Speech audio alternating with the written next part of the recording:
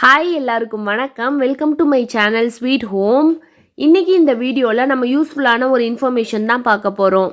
நம்ம கன்சீவாக இருக்க டைமில் நமக்கு இருமல் சளி இதெல்லாம் இருந்துச்சுன்னா நம்மளோட குழந்தைங்களுக்கு பாதிப்பு ஏற்படுமா? அடுத்ததாக இருமல் சளியெல்லாம் இருந்துச்சுன்னா அதை எப்படி நம்ம ஹோம் ரெமிடிஸ் மூலியமாக க்யூர் பண்ணலாம்? இதெல்லாம் தான் இந்த வீடியோவில் நம்ம பார்க்க போகிறோம். இந்த வீடியோக்குள்ளே போகிறதுக்கு முன்னாடி நீங்கள் இப்போ தான் ஃபர்ஸ்ட் டைம் இந்த சேனல் பார்க்குறீங்க அப்படின்னா மறக்காமல் இந்த சேனலுக்கு சப்ஸ்கிரைப் பண்ணிக்கோங்க. ப்ரெக்னன்சி பீரியடில் நம்மளோட நோய் எதிர்ப்பு சக்தி ரொம்பவே கம்மியாக இருக்கும். ஸோ அதனால நம்மளுக்கு சளி பிடிக்கிறதுக்கான வாய்ப்பு ஜாஸ்தியாக இருக்கும். ஸோ நம்ம தான் கேர்ஃபுல்லாக இருக்கணும். பழங்கள் ஜூஸ் இது எல்லாமே நம்ம ஃப்ரிட்ஜில் வச்சுட்டு அந்த கூலிங்கோடு எடுத்து அப்படியே சாப்பிட்றக்கூடாது. நம்ம ஃப்ரூட்ஸ் சாப்பிட போகிறோம் அப்படின்னா கொஞ்சம் நேரத்துக்கு முன்னாடியே அந்த ஃப்ரூட்ஸை நம்ம ஃப்ரிட்ஜிலேருந்து வெளியே எடுத்து வச்சுட்டு அந்த கூலிங்லாம் அதுலேருந்து சுத்தமாக குறைஞ்சதுக்கு அப்புறமா தான் அதை நம்ம சாப்பிடணும். அடுத்ததாக நம்ம எப்போல்லாம் ஹேர் வாஷ் பண்ணுறோமோ அன்னைக்கு மட்டும் கூலிங்காக இருக்க ஐட்டம்லாம் நம்ம சாப்பிட்றத தவிர்த்துக்கலாம். தயிர் மோர் இந்த மாதிரி ஐட்டம்லாம் நம்ம ஹேர் வாஷ் பண்ணியிருக்க அன்னைக்கு சாப்பிட்றத தவிர்த்துக்கலாம். ஒரு சில பேருக்கு டஸ்ட் அலர்ஜி இருக்கும். வீடு க்ளீன் பண்ணுறப்போ ஒற்றை அடிக்கிறப்போ அந்த தூசியெல்லாம் பட்டு அவங்களுக்கு சளி பிடிக்கிறதுக்கு சான்சஸ் இருக்குது. ஸோ நமக்கு டஸ்ட் அலர்ஜி இருக்குது அப்படின்னா க்ளீனிங் வேலை பார்க்குறப்போ மாஸ்க் போட்டுக்கலாம். ஸோ இப்படி பண்ணுறது மூலியமாக டஸ்ட்டுனால நம்மளுக்கு சளி பிடிக்கிறத தவிர்த்துக்கலாம். நமக்கு ஆல்ரெடி சளி பிடிச்சிருக்கு அப்படின்னா பால் டீ காஃபி எல்லாம் நிறைய சாப்பிடக்கூடாது. பால் குடிக்கிறது மூலியமாக நம்மளோட சளி இன்னுமே ஜாஸ்தியாகும். இருமல் சளி இதுக்கெல்லாம் எந்த மாதிரி ஹோம் ரெமெடிஸ் எடுத்துக்கலாம் அப்படிங்கிறத இப்போ பார்க்கலாம். சளி பிடிச்சிருக்க நேரத்தில் எப்போ தண்ணி குடித்தாலுமே நல்லா வெதுவெதுப்பான தண்ணீராக வச்சு குடிக்கணும். அப்போனா தான் நம்மளுக்கு நல்ல இதமாக இருக்கும், நம்மளுக்கு நல்ல ரிலீஃபும் கிடைக்கும்.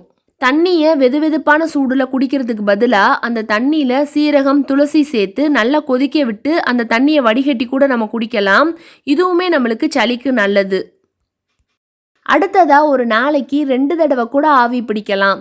அந்த தண்ணியில் மஞ்சள் துளசி இலை சேர்த்து ஆவி பிடிக்கிறப்போ நம்மளுக்கு மூச்சு விடுறதுல சிரமம் இருந்துச்சுன்னா அது நம்மளுக்கு க்யூர் ஆகிடும்.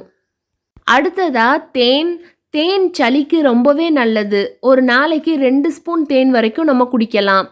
நமக்கு சளி பிடிச்சிருக்க நேரத்தில் தொண்டை கரகரப்பாக இருக்கும். ஸோ அதுக்குமே தேன் ரொம்ப நல்லது.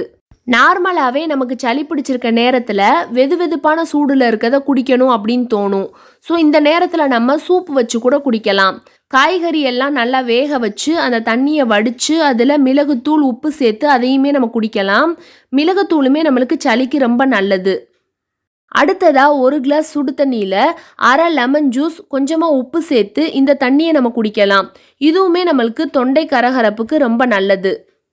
அடுத்ததாக 1 கிளாஸ் சுடு தண்ணியில் இஞ்சி சேர்த்து அதை நல்லா கொதிக்க வச்சு அந்த தண்ணியை நல்லா வடிகட்டி அதில் கொஞ்சமாக லெமன் ஜூஸ் 1 ஸ்பூன் தேன் கலந்து இதையும் நம்ம குடிக்கலாம்.